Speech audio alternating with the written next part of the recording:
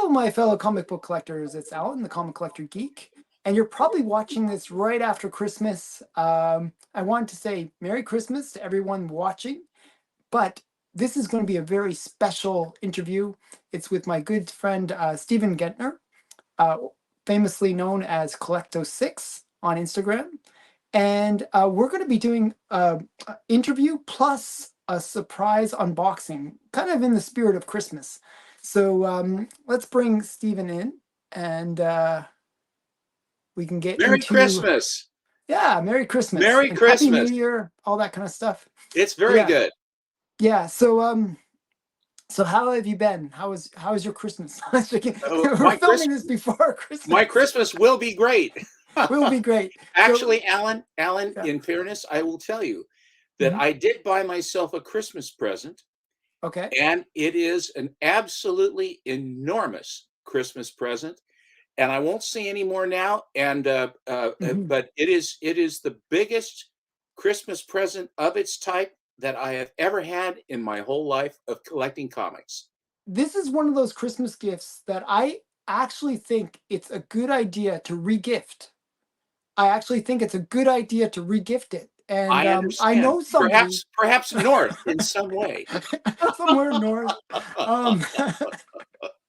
You know, I don't mind regifting, like when it's my direction. What a guy!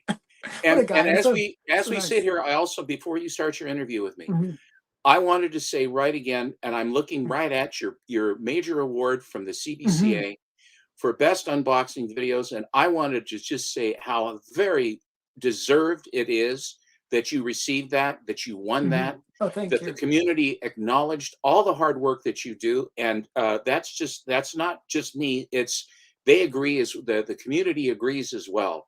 And I think that is a fantastic honor to you, and I'm extremely happy for you for all the hard work you do, Alan. Truly. Okay, so the check will be in the mail. All right. Really? I like 20s. I like 20s and 50s. All right. Yeah. So and none of that Canadian stuff anymore. All that Canadian stuff. It's worthless. My bank says don't bring it in anymore. Yeah, exactly. So I know I'm not sure if we're gonna film that big one before this or after this. Well, whenever it happens, but boy, whenever oh boy, it happens, we'll definitely. That's gonna be cool. It's a big thing. So wait for it, people. Wait for it, people. It's going to be huge. Heaven and earth were moved, boy. I'll tell you that. Yes, definitely. And other than that, I was doing a live stream when I first got the award. Actually, sort of. I watched. And I was thinking, sometimes I kind of get lost in my own thoughts. Even when I'm doing a live stream, I get lost in my own thoughts. And I was thinking about new frontiers. I mean, we're getting into that new year anyway, so it's always oh, what's going to be the next big thing? Right. And this is my segue into showing. And I kind of want you to explain to me what you think are some of those new frontiers in comic book collecting. Okay, in the collectible collecting things that are going on, for years and years and decades, pulp collectors have been talking about how pulps are coming on and pulps are going to really be it, and pulp's the coming thing. And there always was the question with pulps about the issue of trimming, and also how to quantify and commodify pulps so that they were more accessible and easy to explain, show, present, and what have you.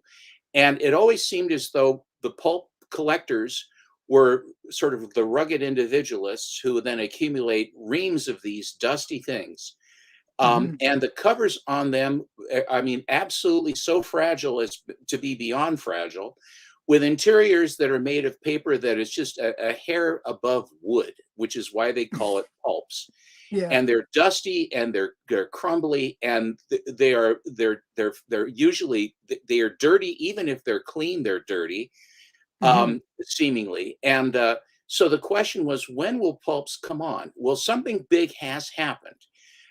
Recently, I watched a video on Fanalytics with Ryan, of Automatic Comics, and his other site, the Fanalytics, on which was Matt Nelson of the CGC, the president of the CGC. And what he was doing was he was talking about the new sleeves and slabbing system for pulps, that pulps are going to be slabbed. This Hmm. is a sea change in pulps, Yeah. because what this will do is exactly what happened with comics. When comics started to be slabbed, it commodified them. So you could Hmm. be anywhere in the world, and a 6.5 is a 6.5, is a 4.0, is a 9.8. They're Hmm. the subjective, although it is with grading a third party, disinterested third party, there is a certain amount of, they're not 100% right, but no one is. The only Hmm. guy that was 100% right died a long, long time ago, and we celebrate his birth coming up here right now. He's the only guy I know, and he's unavailable for comment. And I don't think he collected comics. I don't But I think so. think the thing about it, I'm not trying to be sacrilegious, but what I will tell He you should is, have. He should have collected comics. That's right. why didn't? But the idea of actually being able to commodify pulps and to provide a slabbing and a grading system to commodify, quantify, and make liquid the pulps for everybody to have, are now, they are doing it now, and they are starting to do this. And this Hmm. made me think, as I watched it, several questions had come up, and particularly with regard to the fact that many pulps are trimmed. And Hmm. his argument, Matt Nelson's argument, was this: that trimming was done to protect the covers, to protect them, because they were so cheaply made when the overhang that if it caught on anything, it just tear the cover right It's off. ripped apart. Yep. Now, the comic books are the same way. If a comic like a Fox Features comic They has always cheap had cheap overhang. paper, has cracks, slits on the side, which Hmm.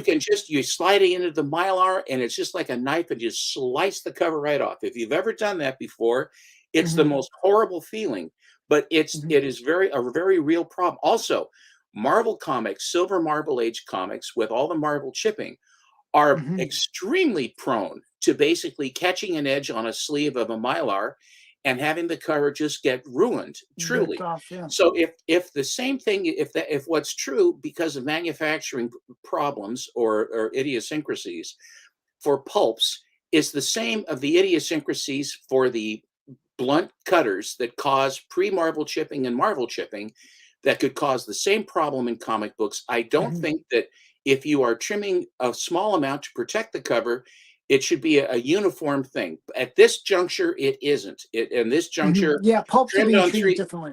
trimmed on three edges is a plod. Purple label of death, plod. Hmm. So with that in mind, it occurred to me that the pulp market, if this as this pulping as this slabbing of the pulps goes forward, there will be a noticeable increase in acceptability, liquidity, exposure, and use and selling of pulps. And I think Hmm. that it's a wonderful thing that finally the pulp collectors are going to be able to have something that is comparable to comics because of the slabbing that is involved.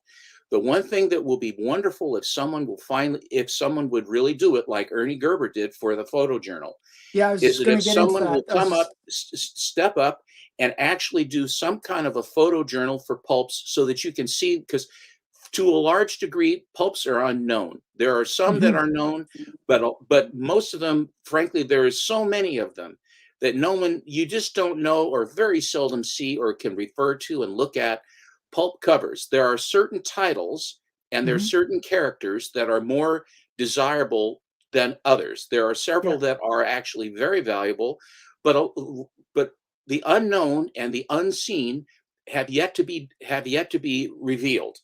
And I Yeah. think that it will be more so now as these things, and also I think when the auctions start having pulps as part of their process, where pulps are then brought up, there's a section of slab pulps that they can come up and be selling them, will also occur. And I think all of that is, we're right at the ground level of this. So it occurred to me that what I should do because this is imminent Hmm. and it is happening, to go out and actually do a little bit of shopping for whatever pulps, because I'm not a pulp collector at all. Hmm. I appreciate them. I think that the covers are beautiful, and some more than others. I mean, they're phenomenal I think they covers. can actually be better than the comic book covers. And a lot of the time you get where the comics will either reuse a pulp cover or the pulp reuses a comic cover and upgrades it actually. Right, and that Um, the pulp image of that image is superior to the one that was put on the comic. on the comic, yeah. Part and if in the earlier ones, because there was no code involved, that they actually are quite, there's a lot more nudity and there's a lot more insinuation and innuendo going on. Hmm. Also, the stereotypes for various ethnic groups and what have you. It was the, you always say about the It was the golden Wild age, West it was the in terms. Wild West. Well, the Hmm. pulps were the Wild West from the jump. And Hmm. so what I did was I felt as though the one era, the one artist that I have found of all of the artists, and there are many really wonderful ones there are, the Hmm. ones that were the ones that made the most impression on me, that made me want to go out and actually go hunting, is Weird Tales with Margaret Brundage covers. Hmm. Margaret Brundage covers have been long since been, and Weird Tales has been considered one of the blue chip pulps around. And it isn't because people just say, well, it's a blue chip. If you look at her work and what she did and the covers that she created, they're unbelievably beautiful and amazing covers. And there are Brundages and there are Brundages, but by and Hmm. large, her body of work is outstanding. And her life story is a very interesting one. That if you people want to go look into it, but the poor lady died almost A as a pauper. pauper Mm. because the way the whole thing went down. And when they were being imported into New York City, when the Weird Tales, she was in Chicago, and the artwork had to then be shipped into New York for the publishing when they shifted there. And Fiorello LaGuardia had all kinds of morality clauses that he had put in, and these images fell against those things, and there Yeah. was pressure and problems and things like that. Also, the artwork, that the medium that she used to produce the covers, were prone to water damage. So when they were being sent, and in the way the mails would work back then, I mean, there's a whole bunch of litany of all this stuff. Hmm. So that's what I thought. And so what I did was I went shopping. Hmm. And I didn't go, I went shopping on My Comic Shop. And the reason I Hmm. went there is because I have seen over the last 8 to 10 months, episodically, My Hmm. Comic Shop will get in a whole slew of them, of Weird Hmm. Tales and pulps. But Weird Tales, where they'll Hmm. run 10, 15, 20 in a row, where you would have a chance to look at various covers, Hmm. and covers I've never seen before. And this is sort of like they provide not only the exposure to the kind of covers that she produced, but also in varying grades and prices, so that you could actually make a decision. They Hmm. actually show if they've been restored, and they also Yeah. will tell, and I think they've also say when they're trimmed. Yep. So what I did was I went ahead and I followed through with all of the going through and checking them out, and I placed an order, and I have a box here sitting that I Okay. have not opened Hmm. because someone told me I should wait, Just wait and for the so interview. since I Okay. always do, and I'm told except when I don't, I Hmm. have them here. So if there was anything else you wanted to talk about before I crack these open. Just quickly. So back to the New Frontiers thing. I know I just want to quickly dabble in that a bit, build up a bit more suspense for these All pulp right. things. And I know Sure. you're anxious to open them too, but No, no, I'm ready to talk. Let's talk. yeah.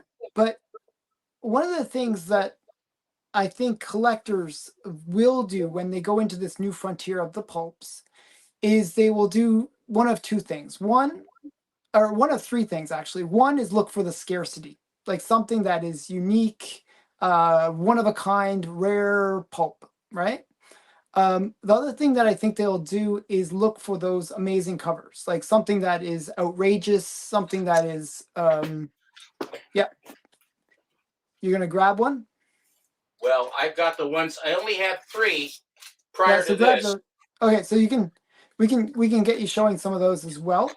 Um, so I'm actually going to get you to show some. So, These are the ones I already have, but these are the things. This was indicative of Margaret Brundage. Here mhm. is one that is Oh, that's a really good. Weird Tales, and I also shot. If you'll notice down here at the bottom, right there, Hmm. uh, she signed the covers, and I Which is wanted to make important. sure that every one of these ones that I went after were signed by Margaret Brundage. Hmm. Yeah, that's And important because it establishes the provenance of the artist anyway. Like she for the. signed her work, which I think is very nice and very lovely and very wonderful. And Hmm. she has a very long string of covers, and she won the opening job. Virgil Finlay and some of these other guys were also in competition with her, but she, I mean, this is very indicative of the kind of thing. There's one Hmm. just to start with. Here's another. This is in particularly good condition. This Yeah, one it's really here. quite nice. And considering it's a black, like a dark blue cover, almost black. Was it Yeah, black? dark, Yeah, dark blue. yeah. And it She's looks, she looks sans clothing a little She bit. is she it looks like there's something, but there isn't. Hmm. And then she's got this long taper candle by the grave, two candles there by her. I'm assuming that it's her grave that she's freaked out as she's come out of the ground or whatever's happened here. And her Hmm. face is her eyes and stuff are, I mean, she's really freaked out. And then down at the bottom is this playful little kitty just sort of hanging out. I know it's so in contrast. It's Um, and this, and I think that that's one of the things that Brundage did was that she has there are little things that she will put in the covers to take a look at that are there that mhm, are, I won't say non sequiturs, but what they are is there's just a little extra stuff that she will do at various times, and also it depends upon when in her career did she do the covers. There is a sweet spot with her. The early ones that she did were a little bit mhm. more static, I guess is what I would say. They were a Okay. little bit more static in style. When she really hit her stride, as far as really, they let her take, have her head to go ahead and draw and paint these. And she, I don't know who was, I can't remember the name of the guy at Weird Tales who was the boss, Mhm. but whatever he was telling her to do to create these covers, she ran with the ball. And this is the biggest one, and of all of my pulps, and cleaning and pressing of pulps doesn't happen. Pressing wouldn't work because Mhm. the spines are glued, and if you wanted to cause them to explode, the best way to do it would be to press them. And a lot of, but to have it cleaned, I even still don't know if they would clean them. And Mhm.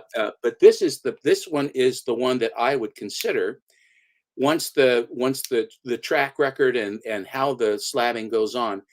This particular one will eventually be slabbed so that it can be, because it's one that I would like to not have there be any question about at The such time as quality, I yeah. shuffle off this mortal coiler. If I was going to sell it, that I would have it basically in a position to be quantified properly. And I look forward to that too, for that very, just like all the rest of the pulp collectors, to have this one quantified. The thing about this cover that's interesting, Mhm. I, you know, she draws, Brundage would draw women with very large breasts Mhm. and hang them out.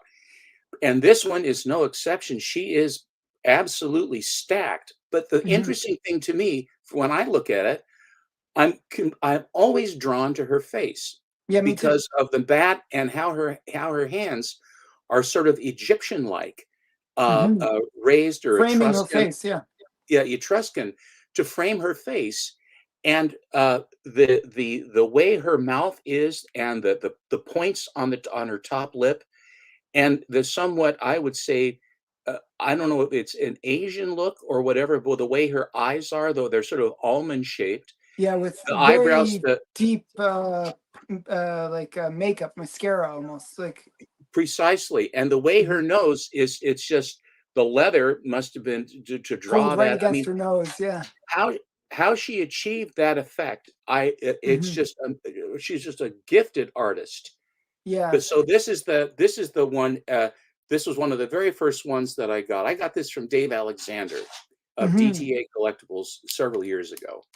And that actually, that book there is considered to be the probably the grail for the pulps. It is like I think it's the biggest book. It's the AF-15 or the action one for pulps in a way, because it's the most recognized pulp.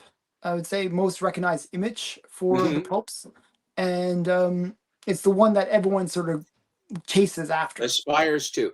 aspires Here's to. the other Yeah, thing. Here's the other thing too. The thing that occurs when these are slabbed and quantified, a census starts. that's what I And was thinking so about. the census will start to build as far as how many actually are there that are Hmm. available. And because of the value of this one, that particular one, there will be great pressure for those to be found and then slabbed Created. and what have you, because anybody that even sticks their toe into pulps will know that that is one of the ones that you do shoot for, because it Mhm. really does have. And one of my mother's favorite color was celadon green, and of course I like celadon green, Okay. not just because of mom, but you couldn't have a more celadon green cover than that one. Yeah, it's a great cover. Hmm. Um, yeah, so I think that's one of my concerns actually with the whole frontier of going into pulps, is that once that census is formed, um, we might have the situation where we realize, oh, a lot of people kept these pulps, or or maybe there's nothing out there, or very few of these pulps out there.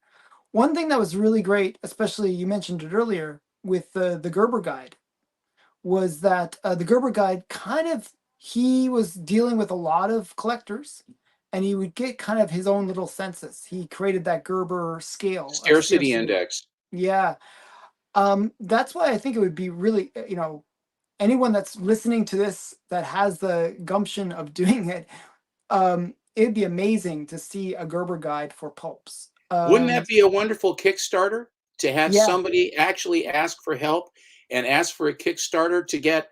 well, I would maybe you and I contribute can right start a away to Kickstarter a for it. Kickstarter for that, because I would love to be able to have a book where I could look through at all the covers, even if I don't want to buy them, but at least to be able to look at them. I Hmm. really do like that. And I don't know if a scarcity index would be part of it as well, but it is something that cries out to be done. And right now, it will be sort of the unseen, and only the real inside guys that have collected them for years who know Would know. the spirit, Hmm. like Shadow and the Spider and a lot of these There's others so many. that are. Like the pulp side of like the whole collecting thing is probably as big as the comic side. There's so many titles out there that like most people don't even realize ever existed. I don't know. I don't even have a clue the number of titles and number of Hmm. issues.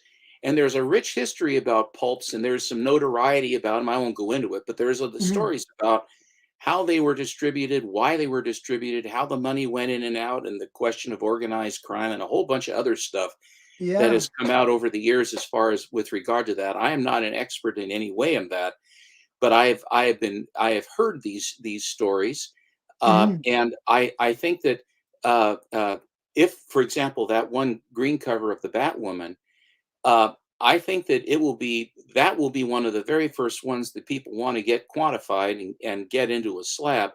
So I think we'll know pretty quick about that particular one. And I also think for the runs of the different titles that are the more blue chip titles, I think a lot Hmm. of the westerns, and I think some of the astounding science fiction and some of those others. My dad collected astounding science fiction, and they're okay, but they're not Margaret Brundage covers, I assure you. Standard Hmm. Neat Art had a lot of them, Yeah. startling pulps and exciting pulps, wonder pulps, and Hmm. a lot of their cover content bled over into the comics. So they Hmm. went, and Schomburg did a lot of the pulp covers as well. So you have Alex Schomburg covers in pulps as That was, well. but that was much later. That was more than like the 50s, like Well, 50s and no, he did 60s. he did a lot of he did some of the early startlings and others that were Schomburg covers. Hmm. So at least that's what I saw. I actually bought about, I don't know, about 3 dozen, or I mean 36. I bought 3 dozen from the Rockford collection Hmm. of these Alex Schomburg. standard Edor that had Schomburg covers. And what I found was that they had actually, the majority of them had been trimmed. I found that Okay. out because I decided at the time. I said, I just can't. I don't want to stay in pulps, and so I sold them to Dave Hmm. Alexander, and he called me and he says, "Did you know that He's. the most of these have been trimmed?" I said, "No." Hmm.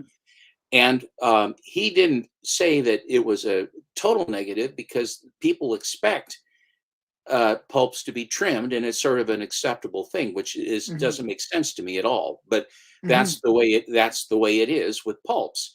So, but he took them off my hands, and I ended up making a few bucks. But it was sort of like, well, I sort of dipped my toe in. This was like 10 years ago, 12, 15 years ago, and I just sort of eschewed them ever Hmm. since then. But now again, I think that there has been a sea change in this, especially now with the slabbing.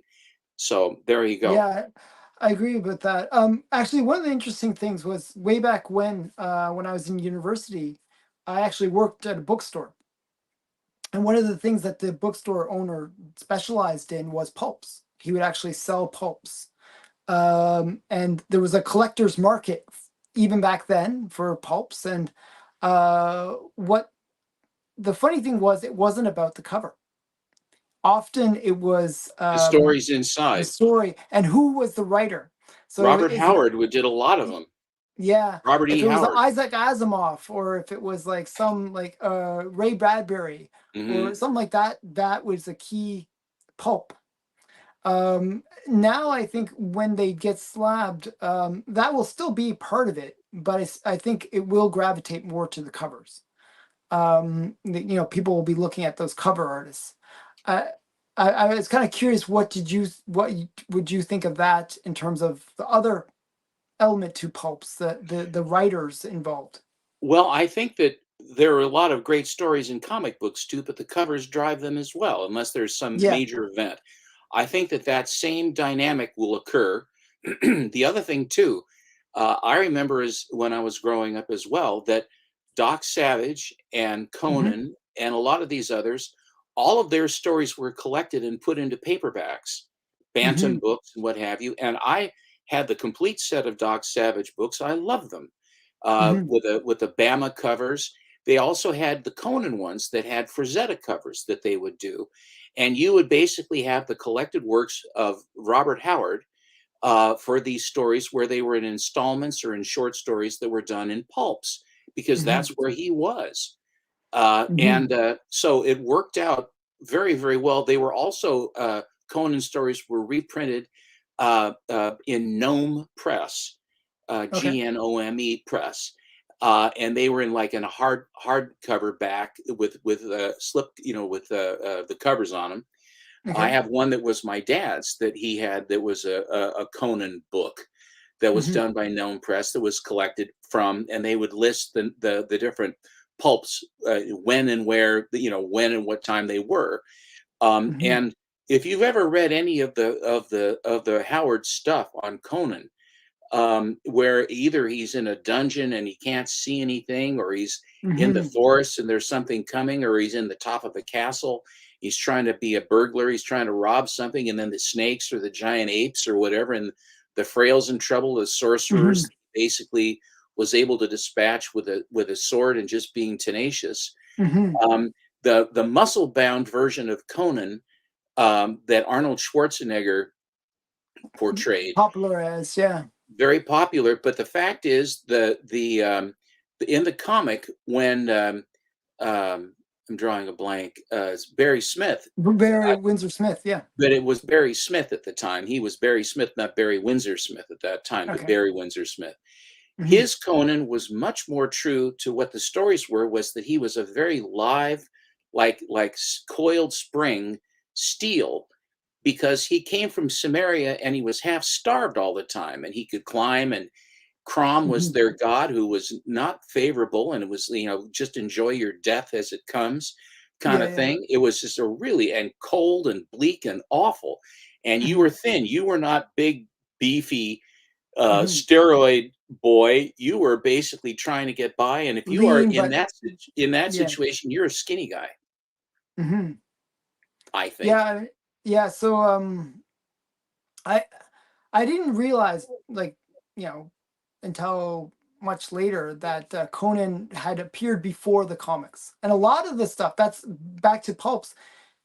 You have things like Buck Rogers, who made his Mm, first appearance in pulps. mm-hmm, Amazing stories. mm-hmm. Um, and you have like other characters like I don't know, like there's like a whole bunch of them, like Doc Savage, the Shadow, The Avenger. the Avenger. Mm-hmm. There's a whole bunch that made their first appearance in the pulps and then later in the comics. Yes. um and I think those Well, the books, while Shadow they in particular, the Shadow Shadow's a started good example. really early, Yeah. and the first the pulps came, then the radio show, and all that other stuff, and it's wonderful stuff. Hmm. Street and Smith had a real winner with that, and the writer Gibson. I don't know how many typewriters he burned up, but you want to talk about a prolific writer. Hmm. The man was unbelievable. He cranked out good stuff all the time. Hmm. It's amazing what he did. Yeah. His body of work is voluminous. Yeah. So I That's mean, a I good think. Alan. That's a good thing. Oh yes, I know that. Yeah. So I always look for voluminous women. Hello, hello. um, so yeah. So yeah. So it's so I think that's another element that will happen with the pulps. I think a lot of those first appearances in pulps have been underrated as well. Um, like amazingly so. Like considering that they are true first appearances. Well, you don't even know where they are. No Yeah. one, I mean, for a comic collector, you don't Mhm. even know where they are. A lot of Maybe the you time could they didn't Google even it. appear on the cover. Like they would No. have some fancy other cover, but then it's some random story in that book. Hmm. It's Agent um G8, and then there's just the first appearance of somebody in the inside. yeah, Uh, you know, you don't even know. yeah, yeah. I mean, the Shadow was different. They were actually called the Shadow, Hmm. um but and Spider and all those ones. But yeah, I just think that's another part of the thing. I think it's going to be one of those things where when there's a lot of lack of knowledge, when there's just so much of a gray box, dark box that people have to peer into and try to figure it all out, that is a one of those situations where a huge amount of opportunity is created. Ignorance Yes, creates huge opportunity because people will and be buying random things and then it'll turn out that those are not the right random things to buy. And there'll be like that kind of gold rush experience where people are going to be like, oh, I got to get that one. No, wait, it's that one. It's like, do you um know the thing too is the question will also come, what kind of designation or information will be on the label up on top? Will they mhm, actually basically attribute various things to who the authors were inside, whether mhm. it's a first appearance of a character and all that other stuff, which would certainly make sense if they're going to be slabbing these things. Yeah. Um, and I'm a little unclear on as far as how that goes or what how that's going to work. But boy, I'll tell you, it's we're as I said, we're right at the ground floor of this.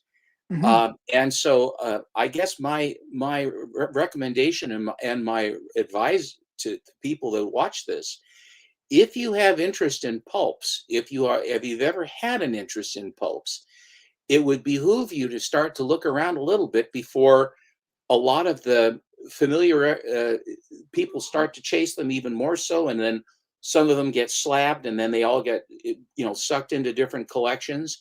So mhm, right now, it really is a buyer's opportunity to put some of this stuff away, so mhm, that as the market matures and becomes more sophisticated, and all the things that are going on, you're in a good position to protect yourself and have some fun stuff. mhm. Actually, in a future unboxing, I will be showing a lot of pulps too. But speaking of unboxings, I've delayed enough. I kind of want to get people a little bit excited. Let's see what your unboxing holds for us All today. right, I will slash this open. Okay.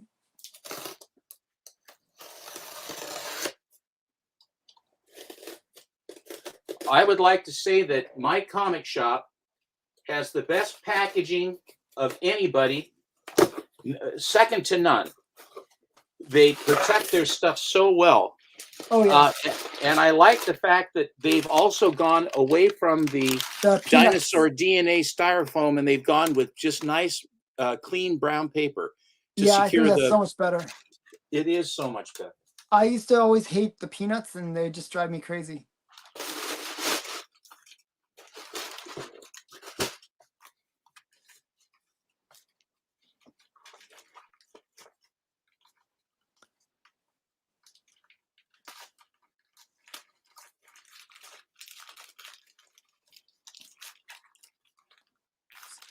I feel like I should get like a drum roll going. You know, it's they really immobilize these things very carefully, which is very nice indeed.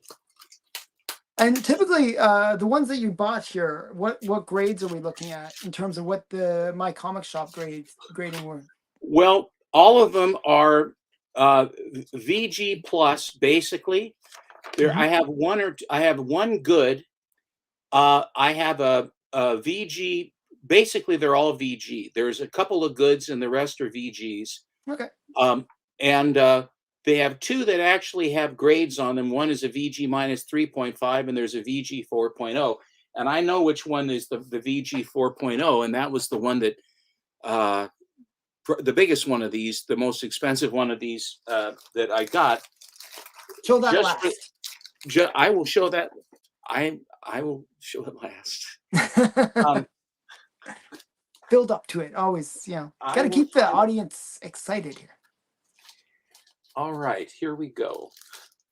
I'll sort of start. Now these are all Brundages, just so people know. These are all. I gotta open. They and they're all weird tales, right? That is correct. They are all weird tales, and they are all signed Margaret Brundage covers. Okay. I do like what they do here. But sometimes it makes it a much slower process to get them out of the package. Well, it's I think the way they look at it and the way I look at it, you only have to do it once to get them home. Oh yeah, boy. Yeah. All right, let's start. Okay. The first one I have is and also the thing is the numbering system and the volumes and all that stuff. It's like confusing. It's like stereo equipment in foreign languages. Instructions. It's just like, what is that? What does that mean? So here we go. This is volume 30, number 3, Weird Tales. Oh wow. That's a really great cover. It looks like she's in sort of in and out of lingerie, and the guy's coming in through the door. Well, I don't know if it looks like the devil. It's a guy or a devil, actually. You're right. It's the devil. There's a devil looking at her in the mirror, and she's kind of freaking out. But I thought that was a doorway. Oh no, you're right. It's like the little three-way mirror.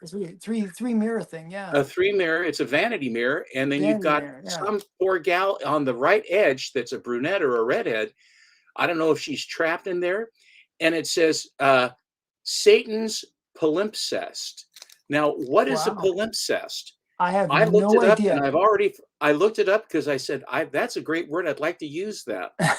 And then it turned out to be something else. Like, sorry, I don't know what it actually means. It wasn't a cool word. But here you also, if you look here, Seabury Quinn is one of the big writers that you see. I seem to see his name a lot. And H.P. Lovecraft. This is an H.P. Lovecraft story in this one as well.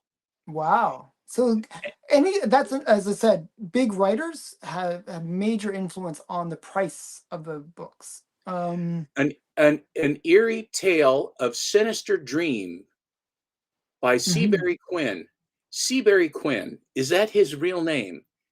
Can you imagine that kid in the play yard? Hey, Seabury. Yeah, it's kind of we got you, Seabury, right here. And this would be from the early 40s, right? 30s. Oh, this is from the 30s. Yeah. I know that her stuff was really from the late 30s to... See, now what they do on this one, they go, they have from 1923 to 1985. I'd have to actually look up. I have various different I volumes. think the way it is, it's usually 2 volumes per year or something crazy. It's like something weird like that. Yeah. So that's the first one. Okay. Here is the second one. This is volume 27, which all the earliest ones I have are volume 27. And that Then would I be go late volume 30s then. 30, 31. I know actually the earliest one I have is a volume. I have a volume 23.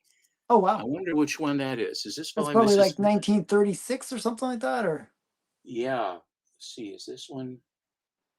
This is the volume 20. Okay, I'll tell you what. I'm going to show the volume 23 one. okay. This is the earliest. This is the earliest one, and I think it's just really an amazing cover. Oh, yes, it is. Now, is she in bondage or is she just lying there on the tree? She is lying on. She is not in any. She is not bound in any way. Okay. But it's uh, the story of a mysterious wonderland. Well, you have that red creature down below with the clasping claws. You'll notice up on the W you'll see NRA, which is the Okay. National Relief Association during post the crash, where the government was providing jobs for the people. This was a really rough time in the history of the United States for people that were in the Depression. Yeah. So these are It, Depression era books, it's a basically, Depression era book. So, and actually, the Depression went from 1929 right into until we had until the World War war. II. Yeah. So from 1929 all the way up to 1941 and then going into 42, the Depression and then the Dust Bowl and a whole, I mean, really, really rough Hard times. times. Yeah.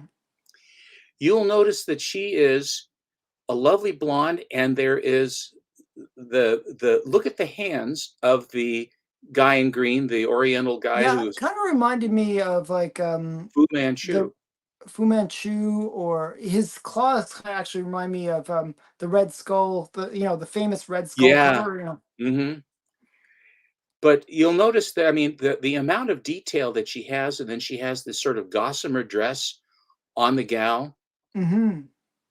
Very It's just nice. wonderful stuff. All right. Now we have a sort of a departure. This is volume 27, number 4.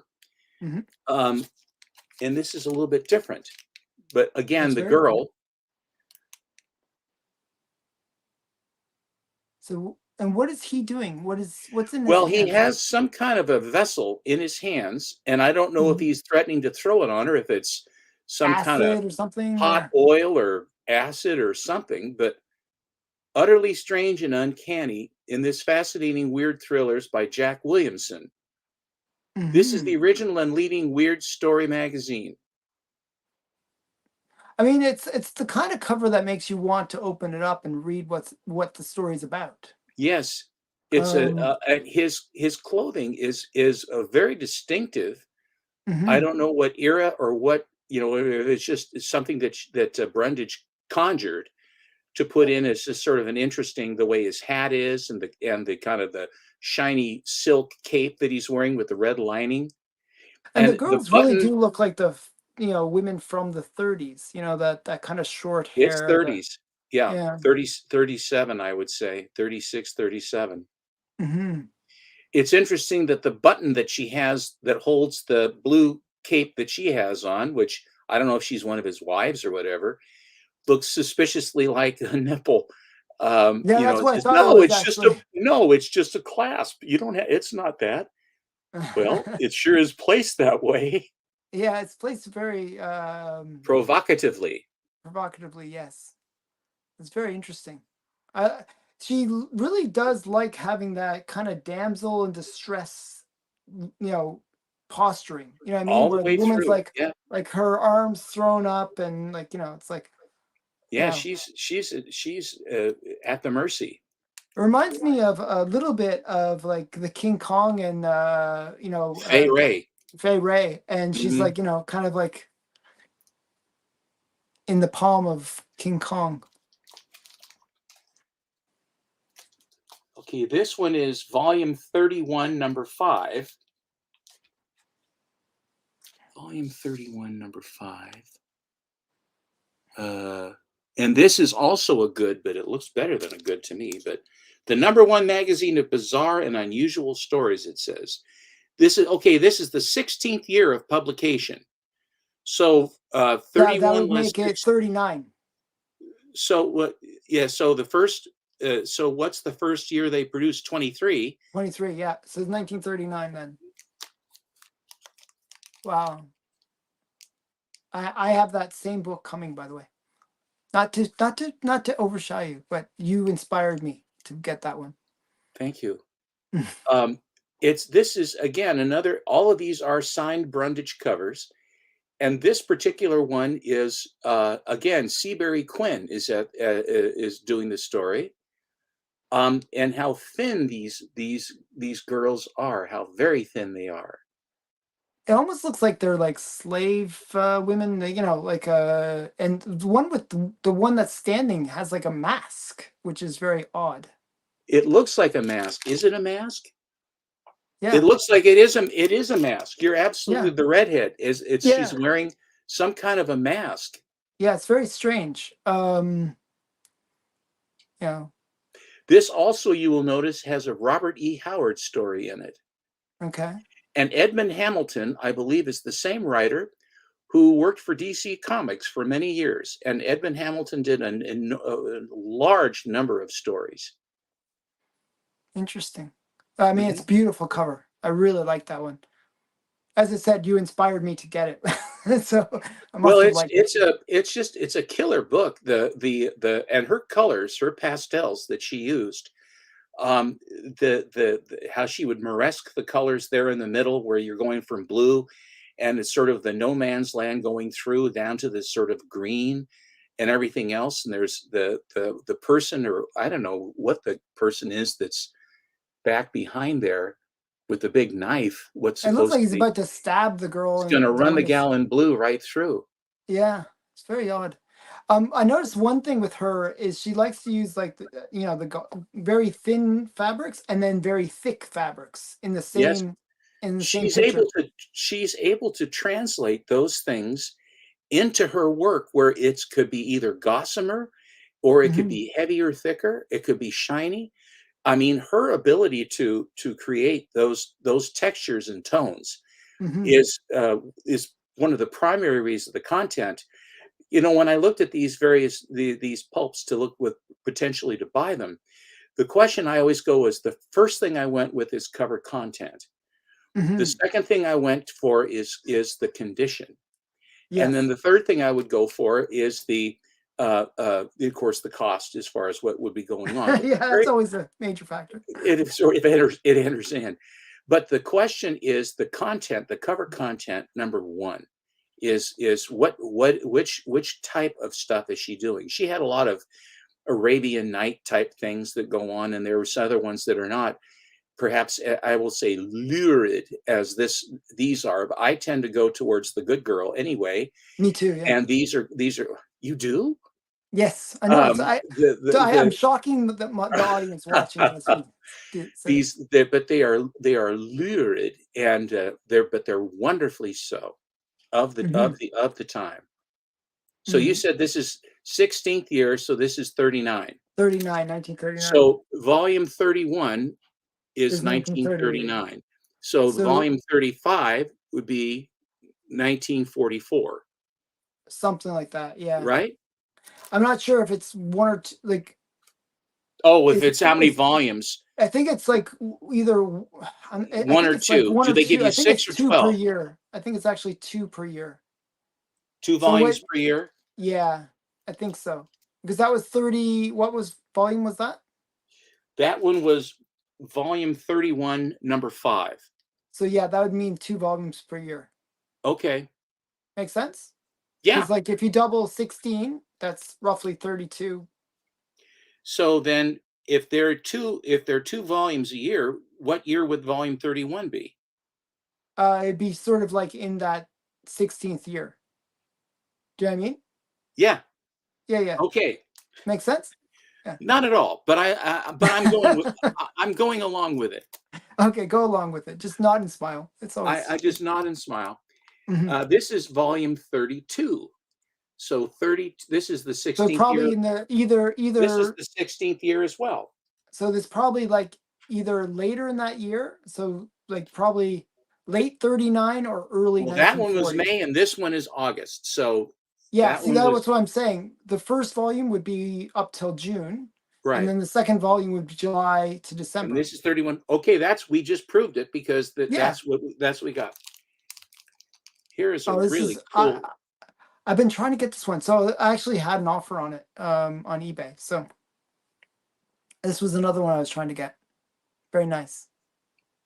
The the title, of course, they had these on the newsstands where they would basically be stacked up or they would be set up so that they always would put the title as boldly as they could at the top because you didn't really see so much the content. All you could see Hmm. was where the trade dress was. I love the Hmm. font, and the cover price on this was 25 cents. Which must have In been big money. I which mean, is like expensive. That 2 bits. I mean, a comic is 10 cents. So this is 19. What is this? 30 what? 39. 60, 39. So 10-cent comic books, 38. Or 30, 35 or whatever. 1935, whatever. The 10-cent comic book. So these were 2.5 times a comic. Hmm. The question then of how the money went and how the money came in and how it was reported. Because of the price of these in the day when a 10-cent book was a bunch, and yet they were selling the hell out of 25-cent stuff in wholesale fashion. Does that sort of smack you as it kind of throws a red I light know up? there's something There's weird something there, going on there? but It I don't does. know like what books sold for back then. Like comics have always been cheaper than books, for example. What's And cheaper than a pulp? my point is like I mean, comics are cheap. construction. Comics are cheaper than a pulp, and Yes. pulps are slightly cheaper than a book. So I found pulps are kind of in between. You get kind of that book like feeling. It's a kind of a book in terms of the content. Well, for how thick they are. Yeah, and then All but these it's not quite a book. You know August what I mean? 1938. Now, this is interesting. So I finally looked in my brilliance, I looked at the Mhm. spine to see if it's on there, and by God, there's the date. This is August of 1938. Oh, 38. So okay, so 16th year. I don't know. Maybe they counted the first year then. August, yeah. So So this is we were off by 1 year when August I of was doing my estimation. 1938, and I'll just go back since I can do this now. This is May of 1938. Okay. And what was that first one? The big. I'm going back as fast as I can. Okay, okay. Don't mind me. I'm just gonna poke you once in a while. This is April of 1936. Okay, so that's fairly early. Wow. That's April of 36. And So this one, we'd say these are platinum age. this is pre-golden age because platinum age is earlier. Mutt and Jeff in the 20s. I know that you like that. Platinum age, I don't. I always say anything I will before differ Action on that. One. I think platinum age Mm, is like the Yellow Kid, 1890s and stuff like that, Victorian. that's But Victorian. platinum is, I think, is like 32, 33. But by 36, 35, 36, when Famous Funnies came out in the actual format for comics, I Mhm. say that's pre-Golden Age, and then Golden Age in April of 1938 or June of 38 when Superman Action One came out. This one, this one, which is the only one that I see so in these so far. Actually, it's the only one that has this. This is from June of 1934. Oh wow, So this is from 34. that's by far the oldest. Oldest, yeah. And And this one that's has the NRA symbol on it. hmm They would post those things in the windows that they were helping and what have you. They had another one called the CCC, which was the Civilian Conservation Corps. And a lot of the things that the government did to give people work so they could be paid was they built bridges and all that other kind of stuff. They had engineers and these people would build bridges. And I know here in Oregon, you go drive to the Oregon coast, you go over bridges that were built in the 30s. A lot of hmm them, a lot of that went over rivers and ravines. those were all built. The train would go to the coast for many years. It was the only way you could get down there. And in 1953, they opened up Highway 26 because they had then gone to the trouble to basically plot it through and build all the, in 1953 they finished it. But a lot of these Depression era bridges are still very Still functional. around. But anyway, so this is the earliest one from June of 1934. Isn't that And you cool? have 2 or 3 more to show. I have 3 more to no, I have 2 more to show. Okay. And this one is from September of 1937. Oh, we saw that one already. No, I know, Okay. but I'm just telling you the actual date, September Okay. of 37. 37. Okay. Okay. So this was the last one that I showed. Now we're going to go on to the last 2. Okay. Boy. This one they actually put in a Mylar. Oh, wow. That's fancy. July of 1942. Okay. Is that a devil? What is that? Yes. Some sort of a devil creature with bat wings, and he's got look at the screwy horns. I know, that's what I'm saying. The gates of hell are open, Coven. Menacing drama by Manly Wade Wellman. Manly Wellman. Say that 3 times fast. The way you He's a say manly Coven? Wellman. A coven, isn't it? Coven. Coven. Oven with a Like C. Yeah, And it's it like a says witch's coven. And Seabury Quinn, your favorite, is right across the top. And it says, Seabury Quinn asks, quote, "Is the devil a gentleman?" Enthralling witchcraft novelette. July of 1942. And So I like this the would fact have, that it's a woman in a red dress. and the That's woman cute. in the red dress who appears to have is overcome, and she's fainted or something. beautifully coiffed, and he's got her in his thrall. Menacing drama. Isn't that a beauty? That is quite nice. Very nice. Wow, that's a honey. Now, the last one, which I thought is the most expensive one And that it was I my purchased. favorite, actually, by far. It's the most expensive one that I bought. This one, to give you some idea for what I paid, was $363. Then all the rest of them were less expensive than that. Some in the $70 range, some in the near $200 range, and a couple $220. So the average price for these 7 Weird Tales pulps was $189 for all 7 if you average them out. But this one is, Yeah, just quickly before you show it, that just goes for the audience watching. Typically, pulps go for anywhere from that, I'd say $10 to $50 range. That kind of range for most pulps. But these prices that Stephen is showing, these are books that are recognized because of its Brundage. Her name commands extra money. And these same pulps, if you go to eBay now, you'll see that they're 2 to 3 times the prices that we're saying here. So these are actually sound expensive compared to the regular pulps, but actually are premium they're still pulps. a bargain. You know, the other thing, before I show this last one, I had looked about 3 or 4 months ago, 6 months ago, a whole bunch of these came in. That's where I bought those. I bought that one pulp that had I bought this one just in recent memory. I bought this one. Oh, and this is from January of 1938. Okay, and that's a beautiful one. I agree. And this one is relatively high grade. I saw another one of these offered, and it was 3 times as expensive this last go through when I went through. So the market has already started to has recognized Weird Tales and Brundage covers in particular, and so they are going after. I mean, that is just it's just a wow. Yeah, it's beautiful. The other thing is the bat thing that she has going. The bats are always coming out of somewhere, but you'll notice that the witch, the green witch in the back, has the same position as the beautiful frail in the front, the redhead. Mm-hmm. And you wonder if it's the same person or an apparition from the witch going for something, the witch's mark.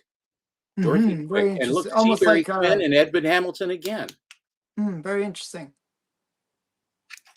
Okay. January of 1938. Hey, Nice. let's see what year this one feels thicker. Huh. This actually, not only does it have the NRA thing it's on the cover, not in the tiny in the W. This is from October of 1933. Oh So wow. this So is that's a your earliest. real early one. Wow. 1933. Wow.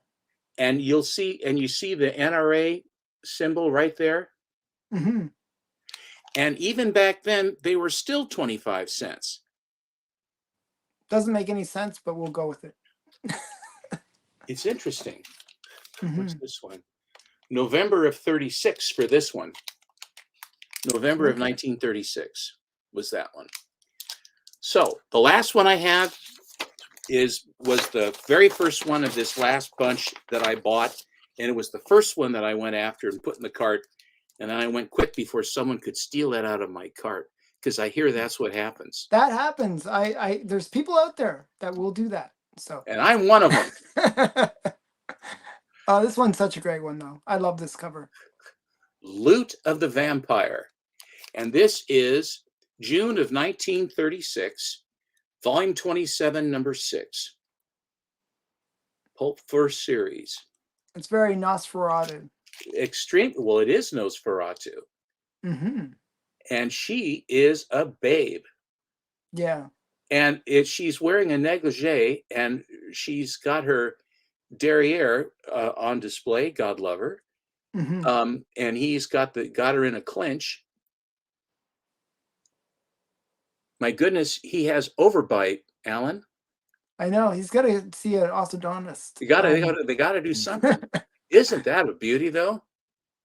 Yeah, and she's on her tiptoes. She's bent in a Yeah. weird way. You can tell she's trying to keep her head as far away from him as possible. Yeah, But she's trying to in get away, doing and he's so, her neck is exposed, and you can yeah, see the way her neck is exposed. It's like it's the what is it the thing that goes the jugular is very jugular, exposed. Yeah. jugular. You'll notice that one of the stories in this one is Black Canaan by Robert E. Howard. Oh wow. Okay. Spine-chilling, is it voodoo? Spine-chilling voodoo and bitter magic. Not that Oh sweet wow. magic that you always have, Alan. Yeah, I It's always add sugar to my magic. it's So. it's bitter magic. But isn't that a pip? That is really cool. The Telephone in the Library. Well, that And doesn't sound very. what A grade is grim that? story of a mysterious voice that whispered over the wires in the midnight hours. Nice. I think they're kind of grasping a little bit. The book that was late was talked about by the mysterious voice. Your book is 3 days late. The Grinning Ghoul, a story of stark horror. House of the Evil Eye, an exciting, weird story about a glance that spelled doom. What great Wow. prose! What great hooks Mm-hmm. to draw you in. Very So nice. those are the 7 that I bought, and the with the 3 I already had, I have a grand total of 10. And that probably is going to be, unless something presents itself that I just think is just bee's knees. But that really is. I just wanted to get a sampling of these because I Mm-hmm. get into enough trouble buying comic books. But Yeah, no, these, you bought a good set of books. I wanted to have a representative, and the Weird Tales was always the one that I always gravitated to because I really did love the Sorry, Brundage stuff. I That's all cut right. it off. You're all right. Enough of him. Yeah, get off this stage now. I'm done with you. Yeah. So I really do appreciate you sharing this unboxing with the audience and doing part 3 of these interviews with me. My pleasure, truly. And I wanted to wish you a Merry Christmas and a Happy New Year. Thank you, And Alan. I want to say the same to you. I hope that you and your family have a lovely holiday. mhm, You'll be under a lot more snow, I think, than we are. yes, We're moderate. We have a lot of wind and rain, but we don't really have a lot. Thankfully, don't have an awful lot of snow.